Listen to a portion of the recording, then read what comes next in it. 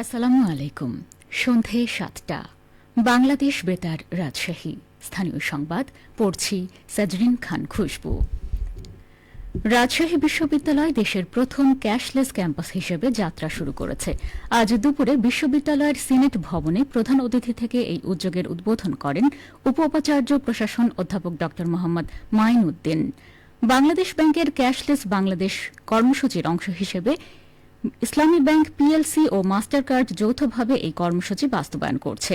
Cashless campus উদ্বোধন উপলক্ষে আয়োজিত অনুষ্ঠানে বক্তব্য রাখেন ইসলামী ব্যাংকের ব্যবস্থাপনা পরিচালক মোহাম্মদ ওমর ফারুক খান ও অতিরিক্ত ব্যবস্থাপনা পরিচালক জামাল উদ্দিন মজুমদার। বাংলাদেশ ব্যাংক রাজশাহীর পরিচালক প্রশাসন রথিন কুমার পাল, ব্যাংকের পেমেন্ট সিস্টেমস বিভাগের পরিচালক মোহাম্মদ শরাফতুল্লাহ, মাস্টার কার্ড বাংলাদেশের কান্ট্রি ম্যানেজার সৈয়দ মোহাম্মদ কামাল, বাংলাদেশ ব্যাংকের পেমেন্ট সিস্টেমস বিভাগের যুগ্ম পরিচালক মোহাম্মদ মাইন উদ্দিন সহ অনেকেই। বাংলাদেশ ব্যাংকের পেমেন্ট সিস্টেমস বিভাগের পরিচালক রাফেজা আক্তার কান্তা অনুষ্ঠানে সভাপতিত্ব করেন। আগামী ২৫শে সেপ্টেম্বর রাকসু নির্বাচনকে সামনে রেখে নির্বাচনী প্রচার প্রচারণায় সরগরম হয়ে উঠেছে রাজশাহী বিশ্ববিদ্যালয়। রাকসু, সিনেট ও ১৭টি হলে ২৩২টি পদের বিপরীতে প্রতিদ্বন্দ্বিতা করছেন ৯০২ জন প্রার্থী। ভোটার সংখ্যা ২৮,৯০১ জন। এই নির্বাচনকে ঘিরে এখন পর্যন্ত কোনো সহিংসতা বা গুরুতর কোনো অভিযোগ পাওয়া যায়নি। নির্বাচনকে ঘিরে ১১টি পৃথক স্বতন্ত্র প্যানেল ঘোষণা করেছে প্রার্থীরা। বিশ্ববিদ্যালয় প্রাঙ্গণে চায়ের দোকান থেকে শুরু করে হল এবং ক্লাসরুম সর্বত্রই রাকসু নির্বাচন নিয়ে আলোচনা চলছে। অবাধ, সুষ্ঠু ও অংশগ্রহণমূলক নির্বাচনের লক্ষ্যে ছাত্রদল ও ছাত্র শিবির পৃথক ইশতেহার প্রদান করছে নির্বাচন কমিশনার বরাবর। নির্বাচন কমিশনার জানিয়েছেন, অবাধ, সুষ্ঠু ও নিরপেক্ষ এবং অংশগ্রহণমূলক নির্বাচন আয়োজনের লক্ষ্যে তারা সব ধরনের প্রস্তুতি গ্রহণ করছেন। এজন্য তারা প্রার্থীদের পরামর্শ নিচ্ছেন। রাজশাহী কেন্দ্রীয় কারাগারের উদ্যোগে মাদক বিরোধী শোভাযাত্রা অনুষ্ঠিত হয়েছে। আজ সকালে কারাগারের প্রধান ফটকের সামনে থেকে বের হওয়া শোভাযাত্রাটি কারা প্রশিক্ষণের সামনের সড়ক প্রদক্ষিণ করে কারাগারের অভ্যন্তরে গিয়ে শেষ হয়। পরে বন্দীদের নিয়ে অনুষ্ঠিত হয় আলোচনা সভা। এছাড়া কারাগারে বন্দীদের সঙ্গে সাক্ষাৎ করতে আসা দর্শনার্থীদের নিয়েও আলোচনা সভা অনুষ্ঠিত হয়। সভায় পরিবার এবং সমাজের ওপর মাদকের ভয়াবহতা নিয়ে আলোচনা করা হয়। এ সময় রাজশাহী কেন্দ্রীয় কারাগারের senior jail super Shah Alam Khan, উপতত্ত্বাবধায়ক নূর মোহাম্মদ, জেল সুপার তারিক কামাল ও জেলার আমানুল্লাহ সহ কারারক্ষী ও বন্দীরা উপস্থিত ছিলেন। এদিকে রাজশাহী কেন্দ্রীয় কারাগারে মাসব্যাপী মাদক বিরোধী প্রচারাভিযান শুরু হয়েছে। এর মাধ্যমে মাদকদ্রব্যের কুফল সম্পর্কে কারাগারের কর্মকর্তা, কর্মচারী, কারারক্ষী, বন্দী এবং দর্শনার্থীদের সচেতন করা হচ্ছে। নওগাঁর পত্নীতলায় আসন্ন শারদীয় দুর্গাপূজা সুষ্ঠু ও শান্তিপূর্ণ পরিবেশে উদযাপনের লক্ষ্যে এবং সার্বিক নিরাপত্তা নিশ্চিত করতে পত্নীতলা উপজেলা প্রশাসনের আয়োজনে মতবিনিময় সভা অনুষ্ঠিত হয়েছে। আজ সকালে উপজেলা হলরুমে অনুষ্ঠিত সভায় সভাপতিত্ব করেন উপজেলা নির্বাহী কর্মকর্তা মোহাম্মদ আলিমুজ্জামান মিলন।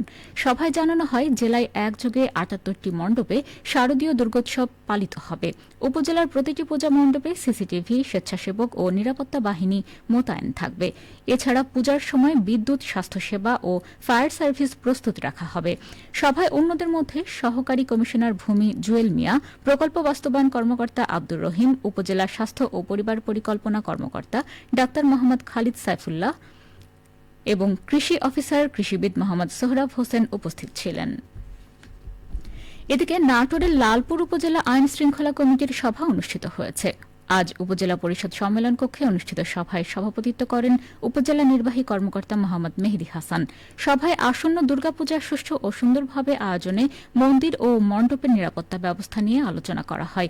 এছাড়া দ্রব্যমূল্য পরিস্থিতি মনিটরিং, সড়কের অবৈধ স্থাপনা উচ্ছেদ, বালুমহাল, অবৈধভাবে আবাদি জমি মাটি কাটা বিষয়ে সভায় আলোচনা করা হয়। সভায় উপজেলা পর্যায়ের সরকারি কর্মকর্তাগণ উপস্থিত ছিলেন। নওগাঁয় ডিএমপির পোশাক, ডেমো অস্ত্র এবং হ্যান্ডকাপ সহ ৪ ভুয়া পুলিশ সদস্য আটক করেছে পুলিশ। আইন শৃঙ্খলা বাহিনীর পরিচয়ে এক ব্যক্তিকে অপহরণ করতে যাওয়ার সময় তাদেরকে আটক করা হয়। আজ দুপুরে পুলিশ সুপার মোহাম্মদ সাফিউল সারোয়ার নিজ কার্যালয়ে সংবাদ সম্মেলনে এই তথ্য জানান। তিনি বলেন, রাতে শহরের জলিল চত্বর চেকপোস্টে একটি মাইক্রোবাসে তল্লাশি করে ডেমো পিস্তল, ২টি শর্ট গান, হ্যান্ডকাফ ও ডিএমপি ডিবি পুলিশের পোশাক জব্দ করা হয়। গাড়ির 4 যাত্রী প্রথমে শুটিংয়ের কথা বললেও জিজ্ঞাসাবাদে জানায় জেলার মান্দা এলাকায় এক ব্যক্তিকে অপহরণের উদ্দেশ্যে যাচ্ছিলেন তারা। এ ঘটনায় নওগাঁ সদর থানায় তাদের বিরুদ্ধে অপহরণের মামলা হয়েছে। তাদের বিরুদ্ধে আইনগত ব্যবস্থা প্রক্রিয়াধীন রয়েছে বলেও জানান এই পুলিশ কর্মকর্তা। সবশেষে আবহাওয়া। আজ রাজশাহীতে সর্বোচ্চ তাপমাত্রা ছিল 33 ডিগ্রি এবং সর্বনিম্ন 25 ডিগ্রি সেলসিয়াস। সন্ধ্যা 6টায় বাতাসে আপেক্ষিক আর্দ্রতার পরিমাণ ছিল 85%।